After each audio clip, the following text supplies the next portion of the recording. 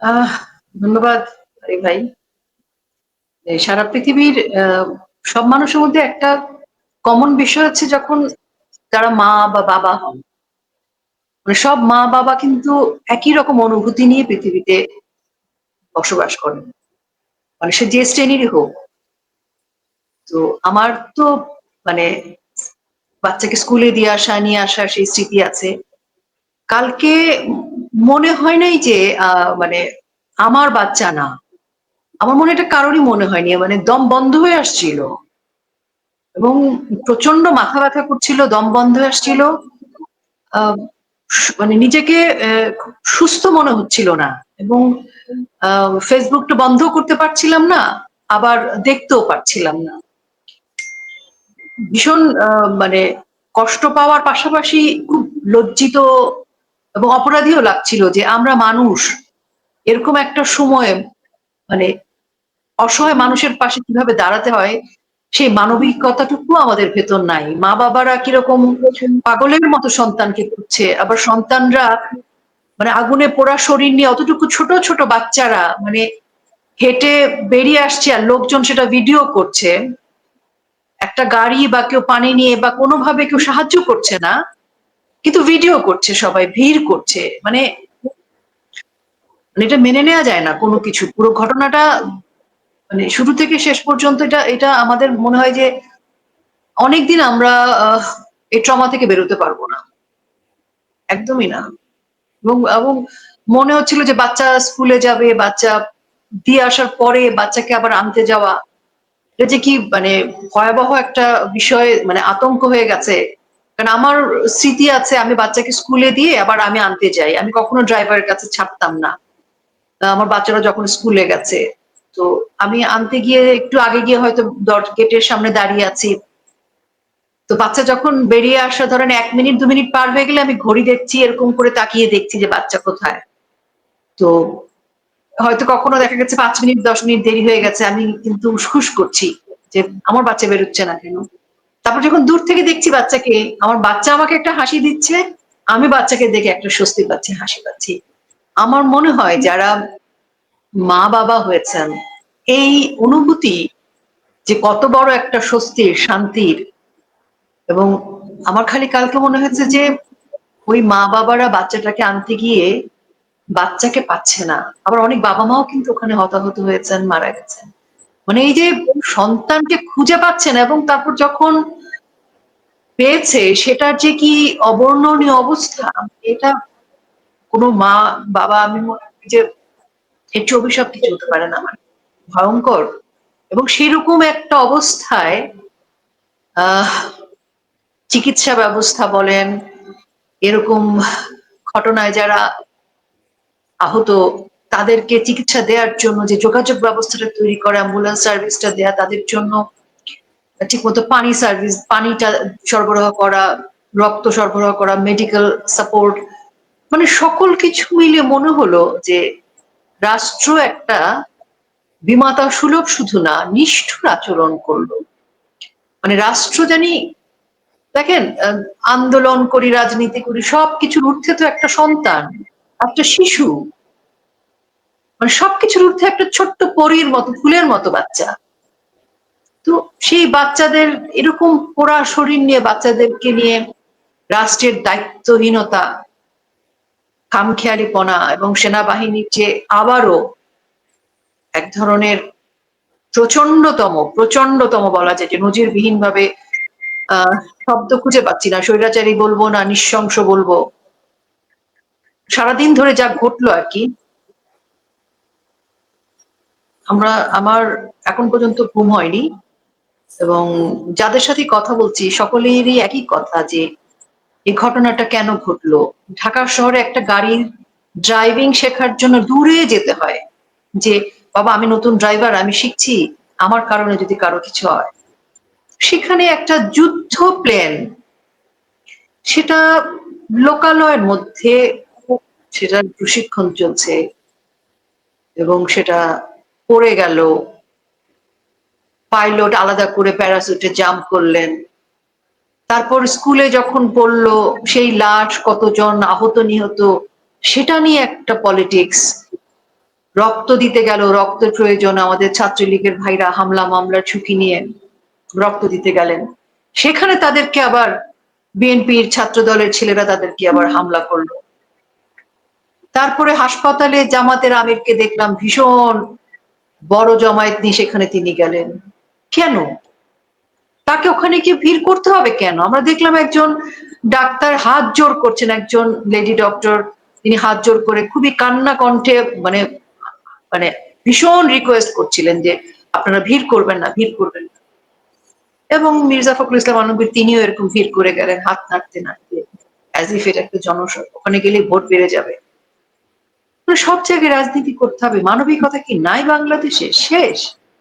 এবং উপদেষ্টাদের এক একজনের আচরণ সবচেয়ে মানে আমি একবারই বলে যাচ্ছি আসলে, জানি না আপনি প্রশ্ন করবেন কিনা, মানে কি বলবো, এবং বাচ্চারা রাস্তা দিয়ে সামাজিক যোগাযোগ মাধ্যমে একজন কিন্তু সেই ছবিটা, সেই গানটা শেয়ার করেছেন, একদিন ছুটি হবে, সেই যে ছুটির ঘন্টা ছবিটার গান, বাচ্চাদের নিয়ে আর কি।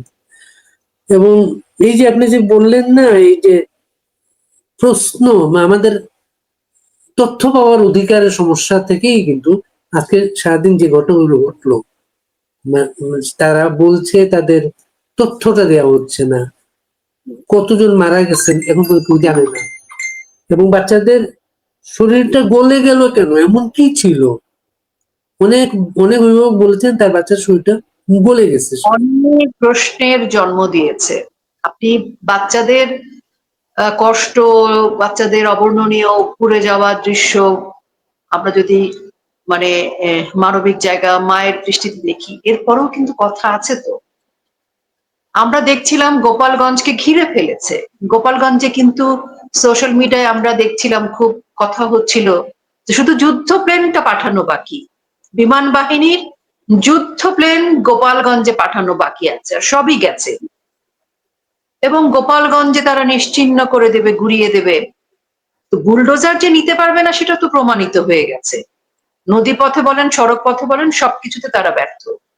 তো বাকি আছে বিমান, বিমান বাহিনীর যুদ্ধ প্লেন, সেটা নিয়ে কথা হচ্ছিল সোশ্যাল মিডিয়ায় যে এখন যুদ্ধ প্লেনটা শুধু পাঠানো বাকি। কে জানে এই যুদ্ধ প্লেনের গন্তব্য গোপালগঞ্জ ছিল কিনা? গোপালগঞ্জের সমাধির উপরেও তো এটা করতে পারতো। এখন এরকম কথা যদি বলি সেটা তো খুব বাড়াবাড়ি হবে না, তাই না? এই যুদ্ধ প্লেনটা মানে যেভাবে যে প্রক্রিয়া উঠছিল, যে প্রক্রিয়ায় সে নেমে গেছে, সবকিছু মিলে যে সমস্ত প্রশ্নের জন্ম দিচ্ছে। এবং দেখেন ব্লাস্ট হওয়ার সাথে সাথে তারা গেল মানে কালকে বিকালের মধ্যে, রাতের মধ্যে সকল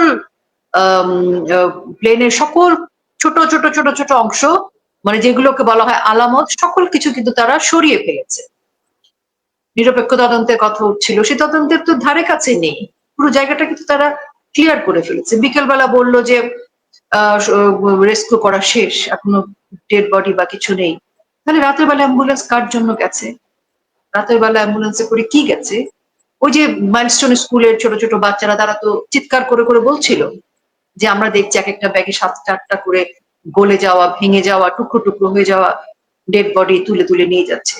তো যখন ঘোষণাই করলো যে আর কোনো দেহাবশেষ নেই বা আর কোনো আহত নিহত নেই, তাহলে রাতের বেলা এরকম মানে চুপি সারে অ্যাম্বুলেন্স নিয়ে যাওয়ার ব্যাখ্যা তো জনগণ চাইতেই পারে। এবং কতজন মারা গেছে, স্টুডেন্ট যারা মানে মাইলস্টোন স্কুলের কলেজের সিনিয়র সেকশনের যারা স্বেচ্ছাসেবকের কাজ করেছে, তারাই তো এক একজন বলছে যে তারা কতজন করে দেখেছে, মানে এবং 2 ক্লাসরুম মিলে বা ক্যান্টিন মিলে কতজন সেখানে ছিল। তাদের সূত্র মতেই তো 231 জনের উপরে মারাই গেছে, মানে স্পট ডেড, আহত তো আছে। তো এরকম কথা যখন তারা বলছে, আমরা তো তাদের তথ্য নিয়ে বলছি, তাহলে সরকারের সে 18 থেকে 19-এর উপরে যাচ্ছে না। তো এই যে ভয়াবহতা, এই মিথ্যাচারগুলোর প্রয়োজন কি ছিল? যদি এটা নিছকই একটা দুর্ঘটনা ঘটে, তাহলে দুর্ঘটনাকে তো আপনি দুর্ঘটনার হিসেবে আপনাকে হ্যান্ডেল করতে হবে রাষ্ট্রীয় পর্যায়ে। এখন দুর্ঘটনাকে আপনি অত্যন্ত খুব গভীর ভাবে ষড়যন্ত্রের মতো করে রাগঢাক করে চুপিসারে কেন? আপনাকে লাশের সংখ্যা, মৃতের সংখ্যা কেন কমাতে হবে? কেন লুকিয়ে নিয়ে যেতে হবে? যদি এটা শুধুই মাত্র একটা দুর্ঘটনা হয়। এনএনএমএস একটা পেজ থেকে বলছিল যে দুর্ঘটনা ঘটলে আমাদের আইন শৃঙ্খলা রক্ষাকারী বাহিনী কি সচেতন ছিল? অবশ্য তাদেরকে আমরা দোষ দিতে পারি না, পুলিশ, সেনাবাহিনী, নৌবাহিনী, কারণ তারা আমরা দেখছি যে এনসিপি কে প্রোটোকল দেওয়ার জন্য এবং গোপালগঞ্জকে ধরাশায়ী করবার জন্য সাধারণ জনগণকে, আওয়ামী লীগের সমর্থকদেরকে, বঙ্গবন্ধুর সমর্থকদেরকে ধরপাকড় করবার জন্য, মারবার জন্য, গ্রেফতার করবার জন্য তারা এত ব্যস্ত, দেশে যদি এখন কেউ আক্রমণও করে তাদের দেখার সময় নেই। মানে সব সারা পৃথিবী একদিকে, গোপালগঞ্জ এবং আওয়ামী লীগের লোকজন একদিকে, আর এনসিপি কে প্রোটোকল দেয়া, প্রোটেকশন দেয়া একদিকে। দেখেন প্রতিদিন এই এনসিপির পিছনে যে পরিমাণ রাষ্ট্রীয় প্রোটেকশন দিচ্ছে নিরাপত্তার নামে, যে পরিমাণ মানে নিরাপত্তা সেনাবাহিনী, তারপরে বিজিবি, পুলিশের যে পরিমাণ সাজোয়া যান, ভারী যান ব্যবহার করছে, তাতে প্রতিদিনের আনুমানিক খরচ নাকি 3 কোটির ওপরে। তো এনসিপি ওরা কে? একটা অনিবন্ধিত রাজনৈতিক দল, যার যে রাজনৈতিক দলের কোনো হিসেব নিকেশ নেই। দুদিন আগে যারা চপ্পল পায়ে দেয়া ছাত্র ছিল, আজকে তারা কোটি কোটি টাকার মালিক, আজকে তারা বাংলাদেশের সর্বোচ্চ ক্ষমতাধর, তারা ইউনুসকে চালায়, রাষ্ট্রকে তারা চালায়। খোদ সেনাবাহিনী তাদের সেবায় নিয়োজিত, নৌবাহিনী তাদের সেবায় নিয়োজিত, চালায়, রাষ্ট্রকে তারা চালায়। তো কাজেই এবং এইসব তারা কয়েকদিন আগে প্রশ্ন আন্দোলন করে মানুষ, কয়েকদিন করে আন্দোলন করে মানুষ, তারা এর মাঝে তাদের তাদের ভাষাটা তারা কঠোর হস্তে দমন করবে। এবং বলেছে।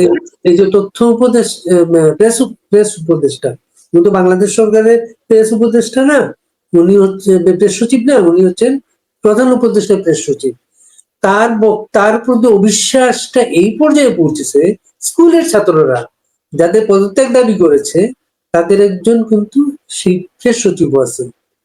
তাদেরকে স্কুলে ছাত্ররা ঘেরাও করেছিল, তাদেরকে উদ্ধার করতে হয়েছে। তাদের সচিবালয়ে তাদের উপর আক্রমণ করতে হয়েছে। রাত 3টায় এইচএসসি পরীক্ষা স্থগিত করে 3টায় এই দিনের বেলায় ঘটনা ঘটলো, আর এসএসসি সিদ্ধান্ত রাত 3টা বাজলো। সেটা খুবই এলোমেলো অবস্থা দেশটার, কি সাজানো একটা দেশ, সরকার একটা দেশ। দেখেন শিক্ষা উপদেষ্টা নাকি বলেছেন যে মাইলস্টোনের ঘটনার সাথে পরীক্ষার কি সম্পর্ক। মানে এদের হয়েছে কি, এরা তো আসলে বাংলাদেশকে, বাংলাদেশের মানুষকে কখনো নিজের মনে করেন, আর ক্ষমতায় যেভাবে এসেছে কাজেই মানে ও যে বলে না যে মেটিকুলাসলি ডিজাইন করা পরিকল্পনা, সেখানে তো লাশের পরিকল্পনা ছিল। তো সে কারণে মানুষ হচ্ছে তাদের কাছে লাশ, মানুষ হচ্ছে সিঁড়ি, মানুষকে সিঁড়ি হিসাবে ব্যবহার করেছে। ছাত্র ছাত্রীদের সরকার না এটা, ইউনূস তো এসে বলেছিল যে আমাকে ছাত্ররা নিয়োগ দিয়েছে। তো আজকে ছাত্রদের সরকার, ছাত্রদের উপরে যেভাবে সচিবালয়ের সামনে আমরা আর্মি এবং সেনা পুলিশের যেভাবে বেধড়ক গুলি এবং বেধড়ক পিটানো দৃশ্য দেখলাম, আমরা শুনতে পাচ্ছি যে 2 থেকে 3 জন মারা গেছে গুলিতে, আহত প্রায় অর্ধ শতাধিক। তো ছাত্র ছাত্রীদের নিয়োগ করা সরকার, ইউনূস সাহেব তো বলেছিল ছাত্র ছাত্রীদের নিয়োগ। তা আমি তো বলি আসলে ইউনূস হচ্ছে গণহত্যাকারী, মবের জনক। তো তার কাছে আসলে ছাত্র ছাত্রী বাঙালিরা কেউ কিছু না, সে প্রত্যেকটা মানুষকে মাথাপিছু ক্ষুদ্র ঋণের একটা বস্তু হিসেবে দেখে, কিংবা তার ক্ষমতায় যাওয়ার জন্য একটা করে সিঁড়ি। এবং উপদেষ্টাদের মধ্যে আপনি দেখেন সেই শিক্ষা উপদেষ্টার পরীক্ষা স্থগিতের ঘোষণা দেয় হচ্ছে আরেক উপদেষ্টা। এবং সেনাবাহিনী যে আজকে দেখেন এতগুলো বাচ্চা মারা গেল, এতগুলো বাচ্চা আহত, বিদেশ থেকে ডাক্তার নিয়ে আসবে, এগুলো একটা ইত্রামি আসলে, সরি ফর মাই ল্যাঙ্গুয়েজ। বিদেশ থেকে ডাক্তার আনার যে সময় কালক্ষেপণ, এই বাচ্চাগুলো কিন্তু এখনই চিকিৎসার দরকার। বাংলাদেশে এই সাবকন্টিনেন্টের সবচাইতে বিশেষজ্ঞ একজন ডাক্তার আছেন, বার্ন ইনস্টিটিউট তো আমাদের বঙ্গবন্ধু কন্যা করে দিয়ে গেছে, ডক্টর সামন্তলাল। মানে তার মতো একজন বিশেষজ্ঞ ডাক্তারকে কারাগারে আটকে রেখেছে। তাকে কি ছাত্রছাত্রীদের জন্য, ছাত্রছাত্রীদের দিকে তাকিয়ে তাকে প্যারোলে হলেও তো নিয়ে আসা যায় হাসপাতালে, সেটাও করবে না, কারণ ছাত্রছাত্রীদের দরকার নাই। বিদেশ থেকে আনতে গেলে টাকা পয়সার ব্যাপার আছে, বিদেশ থেকে আনতে হবে কেন যদি আমার ঘরেই ডাক্তার থাকে? আর বিদেশ থেকে আনা পর্যন্ত কি আমার বাচ্চারা অপেক্ষা করবে? এগুলো হচ্ছে কি আসলে এদের মধ্যে কোনো মানবিকতা তো নেই, কথাগুলো তো আমরা বারবার বলছি। তারপরে বলতে চাই এরা আসলে মানুষরূপী মানে পিশাচ হয়ে গেছে এরা। মানে বাংলাদেশের ইতিহাসে কোনো লেখা থাকবে সরকার আছে, এখন দেশে একটা ক্ষমতা, একটা সরকার আছে, সেই সরকার এই একটা স্কুলের বাচ্চাদের চিকিৎসার দায়িত্ব নিতে পারবে না, মানুষের কাছে দান চেয়েছে, কিন্তু দান খয়রাত। হ্যাঁ আমি মানে এটা তো আজকে, এবং তারপর সে যখন সবাই সমালোচনা করছিল টেক্সটটা ডিলিট করে দিয়েছে। ব্যাপারটা এরকম আর কি যে আহ, একটা কিশোরী তার তার কাউকে একটা মেসেজ পাঠিয়ে দিল, তারপর আবার লজ্জায় ডিলিট করে দিল। এগুলো হচ্ছে কি জানেন, এগুলো হচ্ছে শয়তানি। ত্রাণের টাকা তো আমরা আজ পর্যন্ত কোনো হিসাব পেলাম না। সার্জিসটা যখন ফেনীতে গেছে, ফেনী সাংবাদিকরা প্রশ্ন করেছে যে ত্রাণের টাকাটা কই ভাই, ফেনীতে তো বন্যা এখনো চলছে। তো সার্জিসটা ওখানে বেশ হুমকি ধামকি ধমক টমক দিয়ে মোটামুটি ওই সাংবাদিককে থামিয়ে দিয়ে আসছে। তাকে ত্রাণের টাকা কোথায় এখন আবার? এই যে বাচ্চাদের এই যে মাইলস্টোন স্কুলকে কেন্দ্র করে এই আহত নিহতদের চিকিৎসার জন্য তাকে ভিক্ষা করতে হবে, আবার ফান্ড জোগাড় করতে হবে। কেন রে ভাই, ইসরায়েলে যখন তুমি ফান্ড দিছো তখন বাংলাদেশের বাচ্চাদেরকে ফান্ড দিতে পারো না কেন? আজ পর্যন্ত বাংলাদেশের ইতিহাসে 2 টাকা কোনোদিন ইউনূস সাহেব বের করেন। একটা বদ লোক, মানে সরি আমার আসলে নিতে পারছি না, কি করে সে ভিক্ষার জন্য টাকা চায়, আবার তাকে টাকা তুলতে হবে? চিকিৎসার নাম নেই, কোনো কিছুর নাম নেই, সে টাকা তোলার মানে শুধু টাকা তোলা, টাকা তুলে টাকা মারতে পারবে। প্রতিদিন 3 কোটি 3.5 কোটি টাকা খরচ করতেছে এনসিপির মানে মবের ইংলিশ গুলার জন্য। তো সেই টাকা বন্ধ করুক, ওই টাকাটা কার? ওটা তো আমার আপনার টাকা। এখন এই যে ধরেন এগুলো হচ্ছে কি যে একটা অসৎ লোক যখন জোর করে চেয়ার দখল করে তার কাছ থেকে আসলে এগুলো আমরা তো ধরেন আমরা যখন বলি যে আমরা বিস্মিত না, তখন সবাই বলো আপনি তো আওয়ামী লীগের রাজনীতি করেন। ভাই আওয়ামী লীগের রাজনীতির জন্য কথাটা বলছি না, এটা তো সত্য প্রমাণিত। এরকম মানে বিপর্যয়ে আওয়ামী লীগের সরকার বঙ্গবন্ধু কন্যা কিভাবে হ্যান্ডেল করেছেন। 2014 সালে যখন বিএনপি জামাত মিলে আগুন সন্ত্রাস করেছে, প্রত্যেকটা বাসে পেট্রোল বোমা দিয়ে পুড়িয়ে ফেলেছে, তখন তো অগণিত হাজার হাজার আগুন সন্ত্রাসে পুড়ে গেছে মানুষ। তো সেটাকে সামাল দিয়েছিলেন না বঙ্গবন্ধু কন্যা, এবং এই ডাক্তারদেরকে নিয়ে এই বার্ন ইনস্টিটিউট উনি প্রতিষ্ঠা করে বহু বহু বিপর্যয় তিনি সামাল দিয়েছেন। নিজে চলে গেছেন, জড়িয়ে ধরেছেন, সারাক্ষণ নজরদারি করেছেন, বোঝা যায় ওনাকে দেখলে। ওনাকে তার এমনি এমনি মাদার অফ হিউম্যানিটি বলেন। তো ইউনূস কেন পারে না এসব? ইউনূসের সকল মায়া মমতা হচ্ছে এনসিপির কতগুলো জঙ্গি সন্ত্রাসীকে, কারণ তারা তাকে চেয়ারে রাখবে। এনসিপিরা তো তাকে চেয়ারে রেখেছে, রাখবে, জামাত তাকে চেয়ারে রাখবে। এই তো এখন হয় কি, আমরা দুর্ভাগা জাতি যে আওয়ামী লীগকে ভালো লাগেনি, আওয়ামী লীগকে হটাও, আওয়ামী লীগকে সরাও, বঙ্গবন্ধুকে ভালো লাগেনি, এই যে কিছু মানে মির্জাফর গাদ্দাররা যে জুলাইতে সাধারণ মানুষের প্রতারিত করেছিল সে আবেগকে, আজকে কি হয়েছে? আওয়ামী লীগ ভালো লাগে না, এই বঙ্গবন্ধু কন্যাকে ভালো লাগেনি, আজকে তো ফ্রাঙ্কেনস্টাইন আসছে। আজকে বাংলাদেশের অবস্থাটা কোথায় হয়েছে, কি অবস্থা? আজকে যখন ছাত্রছাত্রীদেরকে আজকে তো সচিবালয়ের সামনে স্ট্রেট গুলি করছিল, আজকে যেভাবে পিটিয়েছে, এরকম পিটানো দেখে তো তখন তো আমাদের সব শিক্ষক সুশীলদের আসমান আরশ কেঁপে উঠছিল। আমাদের অভিনেতারা বলছিল যে রাতে শান্তিতে ঘুমাতে পারে না। আমাদের অভিনেত্রী বলেছিলেন এটা আমার দেশ, আমরা এই দেশের থাকবো, সংস্কার করবে। এখন ওরা কথা বলে না তো। তো এই যে মানে মির্জাফরে ভরে গেছে দেশটা। আর ইয়াহিয়া খান ওই 1971 সালে লারকানে পাখি শিকার করতে গিয়ে রাজাকার আলবদর আল শামস বানিয়ে দিয়ে গিয়েছিল। ওই রাজাকার আলবদর আল শামসের নাতি পুতিরাই বাংলাদেশটাকে ধ্বংস করছে। আপনি দেখেন গত জুলাইতে ওরা স্লোগান দিয়েছে তুমি কে আমি কে, রাজাকার রাজাকার। এই জুলাইতে কি স্লোগান দিয়েছে? তুমি কে আমি কে, জঙ্গি জঙ্গি। তারপর আবার কি বললো, তার দাদা না বাবা রাজাকার, এরকম একটা কিছু স্লোগান। এখন তো স্লোগান তো স্ল্যাং হয়ে গেছে, যে জায়গায় চলে যাচ্ছে। তো বাংলাদেশটা কোথায় গেছে? আমাদের এই যে কোমলমতি শিক্ষার্থী, ছোট ছোট শিশুরা, তরুণরা, কিশোররা, তাদের মানসিকতাটা, তাদের আবেগের জায়গাগুলো দেখেন নষ্ট হয়ে গেছে। এই যে বঙ্গবন্ধু কন্যার সময় তিনি তো সবাইকে কথা বলতে দিয়েছিলেন, আজকে দেখেন, আজকে এই যে ছোট ছোট বাচ্চাদেরকে পর্যন্ত পিটাচ্ছে। এবং এত বড় একটা দুর্ঘটনা ঘটলো মাইলস্টোন স্কুল কলেজে, শিক্ষক এবং ছাত্ররা যখন বিভিন্ন টেলিভিশনে আহত নিহতের সংখ্যা বলেছেন, সে বলল কেন? সেই কারণে ওই স্কুলের টিচার ছাত্রদেরকে সেনাবাহিনীর লোকজন ওইরকম একটা সিচুয়েশনে বেধড়ক পিটান। আপনি এই সেনাবাহিনীকে কি বলবেন? এই সেনাবাহিনীকে আপনি কি করে বিশ্বাস করবেন যে ওরা প্রশিক্ষণের জন্য আসলে যুদ্ধ বিমানটি পাঠিয়েছিল? এই সেনাবাহিনীকে তো বিশ্বাস করা যায় না। এখন ধরেন অনেকেই হয়তো বলবেন যে এত অবিশ্বাস করা কি ঠিক? এখন মানুষ তো আশরাফুল মখলুকাত, বিশ্বাস না করলে আমার ইমান চলে যাবে, যেহেতু আমি ধর্মে বিশ্বাস করি। আবার এটাও তো আছে, বিশ্বাসী মিলায় বস্তু তর্কে বহুদূর। এখন আপনি সিচুয়েশন দেখে তো বলবেন। কনস্পিরেসি থিওরি কি? আপনি তো অবস্থা দেখে আপনি ব্যাখ্যা বিশ্লেষণ করবেন। আমাকে দিয়ে প্রশ্নগুলো তারা দিচ্ছে, কেন ছাত্রদেরকে আর বেশি দিন? কেন টিচারদের গায়ে হাত তুলবে? যদি হতাহতের সংখ্যাটা যদি 250, 300, 500 হয়, সমস্যা কোথায় সেনাবাহিনী? যদি এটা একদমই একটা দুর্ঘটনা ঘটে, তাহলে তো কোনো সমস্যা নেই। তার মানে যদি এটা দুর্ঘটনা না, সে কারণেই তাদের এত সমস্যা।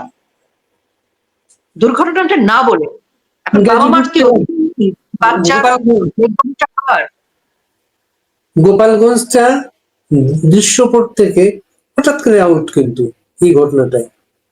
এবং আরো এই করবে তারা তাদের এই ঘটনাটা আড়াল করার জন্য জানি না আবার কোন ঘটনা আসছে সামনে। একটা তো ঘটনা বটেই, গোপালগঞ্জকে আড়াল করতে চায়। আড়াল করতে চায় মানে অন্য আলোচনাটাকে সামনে নিয়ে আসতে চায়, সেটা আমাদের মনে হচ্ছে। তবে তাদের কিন্তু পরিকল্পনা থেকে গোপালগঞ্জ সরে যায়, তারা কিন্তু আরো কঠিন পরিকল্পনা করছে।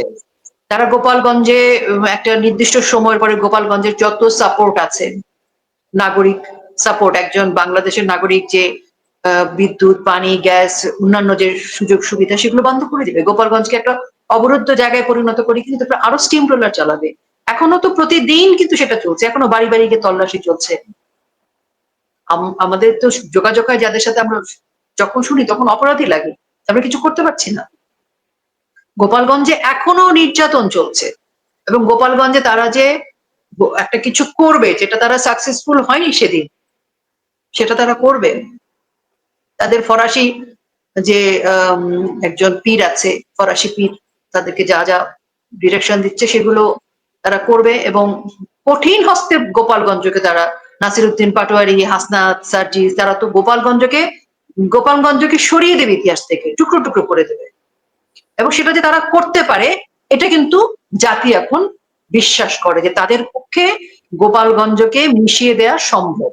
কিন্তু এখানে একটা কিন্তু আছে ভাই, গোপালগঞ্জকে তারা মিশিয়ে দিতে পারে, তাদের এই ক্ষমতা এখন আছে, যেহেতু সেনাবাহিনী, বিমান বাহিনী, নৌবাহিনী, বিজিবি, পুলিশ সব তাদের তাদের পক্ষে সম্ভব। জঙ্গি সন্ত্রাসীও তাদের, তাদের কাছে প্রচুর অস্ত্র আছে। কিন্তু গোপালগঞ্জে কি আছে? গোপালগঞ্জে বঙ্গবন্ধুর আদর্শ আছে, এবং বঙ্গবন্ধুর আদর্শটা সারা বাংলাদেশে ছড়িয়ে ছিটিয়ে আছে। এবং এই গোপালগঞ্জের যে আদর্শের যে শক্তি, এটা শুধু গোপালগঞ্জ বা বাংলাদেশ না, সারা বিশ্বে যত বাঙালি আছেন তাদের হৃদয় আছে।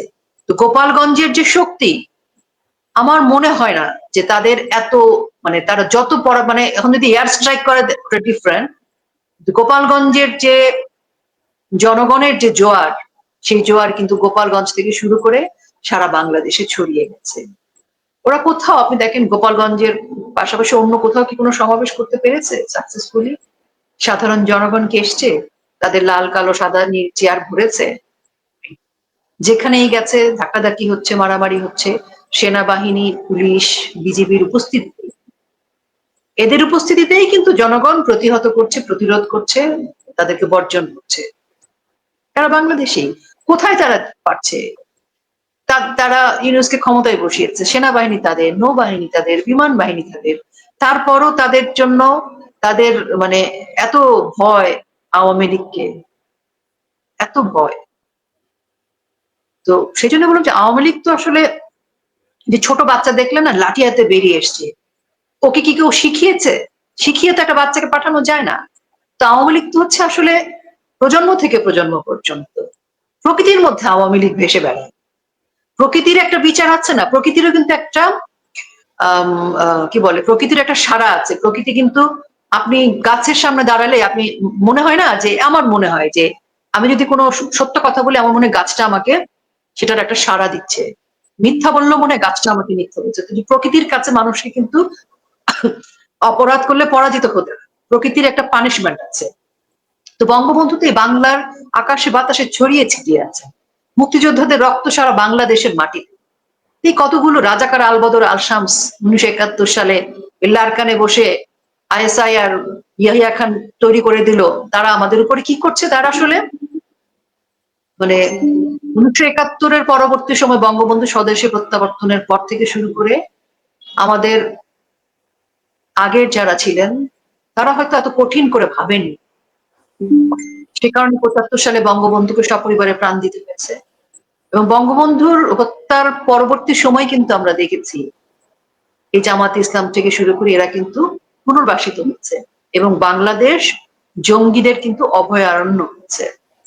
বঙ্গবন্ধুকে তাদের ভয় ছিল, বঙ্গবন্ধুকে ইয়াহিয়া খানও ভয় পেত, বঙ্গবন্ধুকে এই জন্য মেরে ফেলতে হয়েছে, তাদের নির্বংশ করতে চেয়েছিল বঙ্গবন্ধু।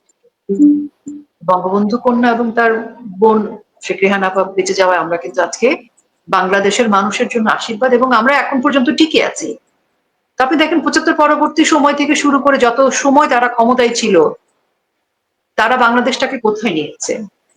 কাজে আওয়ামী লীগকে তাদের অনেক ভয়, বঙ্গবন্ধুকে ভয়, আর বঙ্গবন্ধুর স্বপ্নকে তো এগিয়ে নিয়ে যাওয়ার যোগ্য উত্তরসূরি বঙ্গবন্ধু কন্যা শেখ হাসিনা।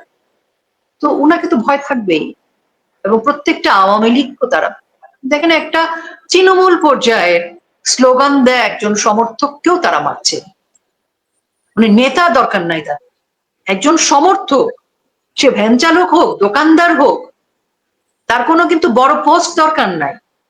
একজন সাধারণ তৃণমূলের সমর্থক জয় বাংলা স্লোগান দিচ্ছে, বঙ্গবন্ধুর কথা বলছে, গোপালগঞ্জে শির দ্বারা উঁচু করে সে দাঁড়িয়েছে পথ রোধ করে, সে অপরাধী, তাকেও ভয় পাচ্ছে। এই ভয়ের রাজত্ব তারা যেভাবে আজকে দেখেন, ছাত্ররা যেভাবে জেগেছে, 1 2 3 4 ইউনূস তুই গদি ছাড়, এই কথাটা তো বেরিয়ে গেছে ছাত্রদের মুখ থেকে। তো 1 2 3 4 ইউনূস তুই গদি ছাড় যখন কথাটা বেরিয়ে গেছে, তো ওই যে একটা কথা আছে না, তীর যদি ধনুক থেকে বেরিয়ে যায়, তীর আর ফেরত আসে না। ফেরত আসবে কথা না। বেরিয়ে, কথা তো বেরিয়ে গেছে। আপনার কথার সূত্র ধরে একজন লিখেছেন, ড্রোন দিয়ে লেজার শো আর গ্রাফিতি করতে কোটি কোটি টাকা খরচ করতে পারে, তখন টাকার অভাব হয় না। একদম ঠিক কথা, একদম। এবং জুলাই ফাউন্ডেশনের নামে তারা যে পরিমাণ নয় ছয় করেছে, স্বেচ্ছাচারিত করেছে, তাদের কাছ থেকে জাতি আসলে কিছু আশা করে না। আর সত্যি কথা বলতে কি, জাতি, ছাত্র জনতা, আপামর জনসাধারণ এখন খুব স্পষ্ট করেই জানেন বাংলাদেশের পরিণতি কি হয়েছে, সেই পরিণতিতে তাদের কতটুকু অংশগ্রহণ ছিল। যারা সেই সময় স্বতঃস্ফূর্তভাবে আবেগতাড়িত হয়ে রাস্তায় নেমেছিল, সমর্থন করেছিল, তারা কিন্তু প্রকাশ করছে যে আমরা লজ্জিত, আমরা ভুল ট্রেনে উঠে গিয়েছিলাম।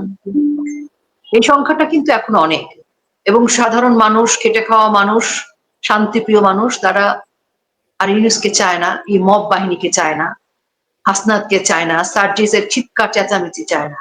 ওরা কে? আমাদেরকে ধমকাবে। বাঙালি জাতি 52-র ইতিহাসের জাতি বাঙালি। 1971 সালে পশ্চিম পাকিস্তানকে হারিয়ে বাঙালি জাতি স্বাধীনতা অর্জন করেছে। সেই সার্জিস, হাসনাত আর নাহিদদের চোখ রাঙানি শোনার জন্যে? আমার বাড়িতে 3 জন মুক্তিযোদ্ধা, আমার বাবা বেঁচে নেই, আমার 2 চাচা মুক্তিযোদ্ধা, বাংলাদেশের ঘরে ঘরে মুক্তিযোদ্ধা, তা আমাদেরকে চোখ রাঙাবে? আওয়ামী লীগ করি বা না করি, তারপরও তো সহ্য করতাম না। তো কেন সহ্য করবে বাংলাদেশের মানুষ?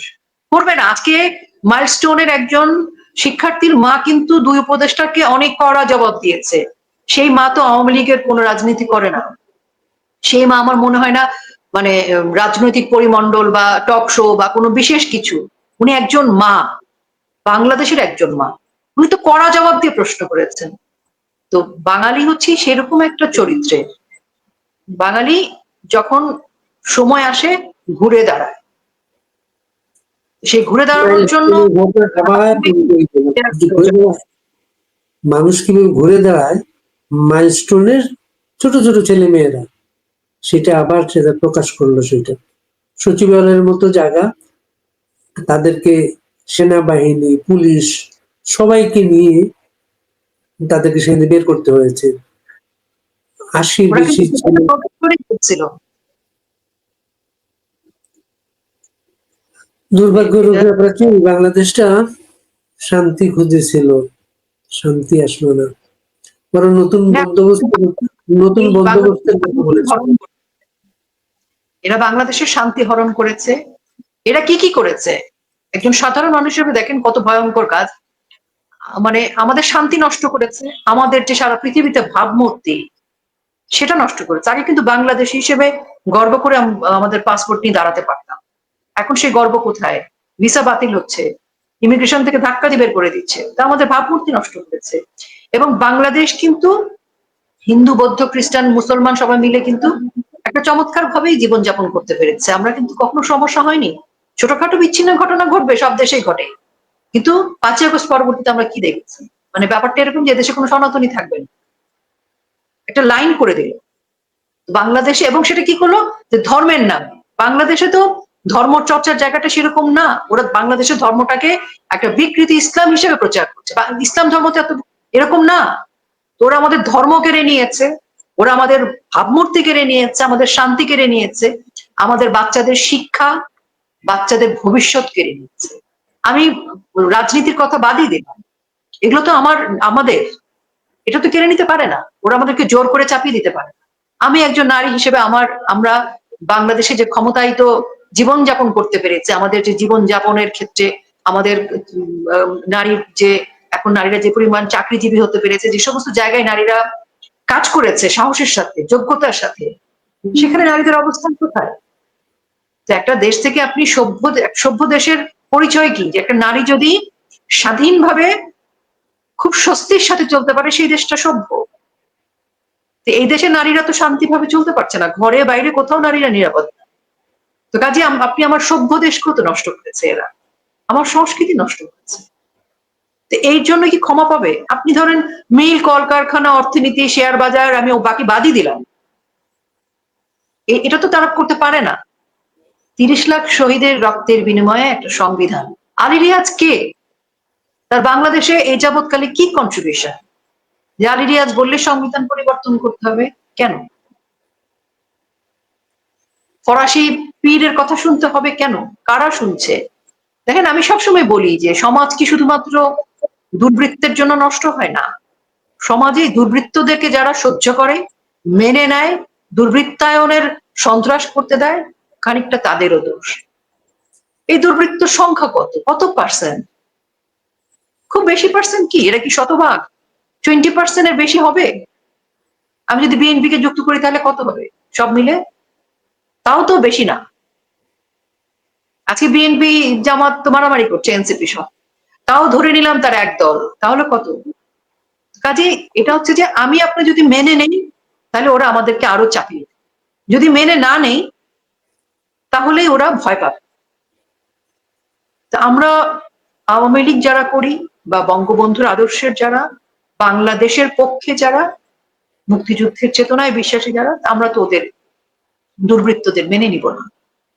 এটার সাথে কোনো ক্ষমতায় যাওয়ার কোনো সম্পর্ক নাই। আওয়ামী লীগ আবারও সরকার গঠন করতে পারবে কি পারবে না, এর সাথে কোনো সম্পর্ক। হ্যাঁ, জনগণের প্রয়োজনে আওয়ামী লীগ সরকারই নিরাপদ। শেখ হাসিনাই আস্থা ভরসার জায়গা, কারণ তার হাতে বাংলাদেশ নিরাপদ। কিন্তু মানুষের যে ইন্ডিভিজুয়াল লড়াইটা, সেটা তো শুধুমাত্র রাজনৈতিক বা ক্ষমতায় যাওয়ার লড়াই না। একটা সাধারণ মানুষের লড়াই কি প্রধানমন্ত্রী হওয়ার বা এমপি হওয়ার না। তার তো নিজের জীবনের, তার সন্তানের, তার ভবিষ্যতের, তার অস্তিত্বে। তো সেই জায়গায় যখন আঘাত করে ফেলেছে, তো আমি মনে করি যে 11 মাস অতিবাহিত হয়েছে, খুব বেশি সময় লাগেনি। আমরা তো এ ধরনের এগুলো তাড়াতে অনেক সময় লাগে। অল্প সময় জনগণ বুঝে গেছে যে কার আসল চেহারা কি, এবং সারা পৃথিবীর মানুষ দেখছে, উদ্বেগ প্রকাশ করছে। জনগণ এবং দেশ বড় চরম মূল্য দিয়ে বুঝতে হলো তাদেরকে। চরম মূল্য, চরম পৃথিবীর ইতিহাসে আমরা শেষ কলঙ্কজনক করবো। অধ্যায়। আমরা শেষ করবো আজকে। মাইলস্টোনে যারা, যেসব মা বাবা ক্ষতিগ্রস্ত, সন্তান হারিয়েছেন, আহত হয়েছেন, তাদের পাশে আমরা থাকবো। তাদের প্রতি সমবেদনা, শ্রদ্ধা, এবং তারা যদি চান, তাদের জন্য আমাদের সর্বোচ্চ যা যা দরকার আমরা তাদের পাশে থাকবো। আপনি ভালো থাকবেন রোকেয়া প্রাচী, আবার আমরা কথা বলবো। যে অনেক ধন্যবাদ। আমি যদি একটুখানি 10 সেকেন্ড একটু একটা কথা বলতে চাই, ভালো সেটা হচ্ছে যে ভালো আমাদের গণমাধ্যমকে আমি গত কাল পর্যন্ত বারবার বলেছি, আবারও বলছি যে গণমাধ্যমকে আমি একদম হাত জোর করে অনুরোধ করতে চাই যে অন্তত এই শিশুগুলোর দিকে তাকিয়ে সব ভুলে যাক, এই শিশুগুলোর জন্য সত্য কথা বলুক, এই শিশুগুলোর পাশে থাকুক। এখনো যদি ইউনূসের তাবেদারি করে তারা, তাহলে মানে কোনোদিন তারা ক্ষমা করবে না, যে প্রকৃতি আল্লাহ কোনোদিন মাফ করবেন না। আমার একদম বিশেষ অনুরোধ, শিশুগুলোর দিকে তাকিয়ে আমাদের গণমাধ্যম যেন সত্য কথা বলেন, এবং আমরা দেশের মানুষ সবাই যেন এই বাচ্চারা যারা আজকে দাবি নিয়ে রাজপথে এসেছে, বাচ্চাদের পাশে যেন থেকে। এবং তাদের ঘরেও নিশ্চয়ই বাচ্চা আছে। ভালো থাকবেন রোকেয়া প্রাচী, সবাইকে শুভেচ্ছা। আসসালামু আলাইকুম প্রিয় দর্শক, দেশ কিংবা দেশের বাইরে যেখান থেকে বসে ভিডিওটি দেখছেন সবাইকে অনেক অনেক ধন্যবাদ এবং ভালোবাসা জানাচ্ছি। প্রিয় দর্শক, অত্যন্ত গুরুত্বপূর্ণ আলোচনা করা হলো বর্তমান বাংলাদেশের যে পরিস্থিতি আপনারা দেখতে পাচ্ছেন, মাইলস্টোন কলেজে এবং স্কুলে যেভাবে যুদ্ধ বিমান আশ্রে পড়েছে এবং এতগুলো বাচ্চা হতাহত হয়েছে, আহত হয়েছে, নিহত হয়েছে, শিক্ষিকা মারা গিয়েছে। সত্যি খুবই কষ্টদায়ক, খুবই দুঃখদায়ক। এই বিষয়গুলো আসলে মানা অনেকটাই দুঃখদায়ক। অনেকেই বলছে, যারা সরকার বিরোধী তারা বলছে যে সরকার নিজে থেকে এগুলো করেছে, এগুলো রাজনৈতিক পরিকল্পনা রয়েছে। অনেকে সেনাবাহিনীকে দোষারোপ করছে, অনেকেই বিমান বাহিনীকে দোষারোপ করছে। দেশের মধ্যে একটি অরাজক পরিবেশ আমরা দেখতে পাচ্ছি, অরাজক পরিবেশ তৈরি হয়েছে। প্রিয় দর্শক, আপনাদের কাছে কি মনে হচ্ছে এই যে এই বিষয়টি কি সত্যি পরিকল্পিত নাকি শুধুমাত্র একটি দুর্ঘটনা? আপনাদের মূল্যবান মতামত কমেন্টে জানাবেন। সবাই ভালো থাকবেন, সুস্থ থাকবেন। ভিডিওটি শেষ করছি। আসসালামু আলাইকুম।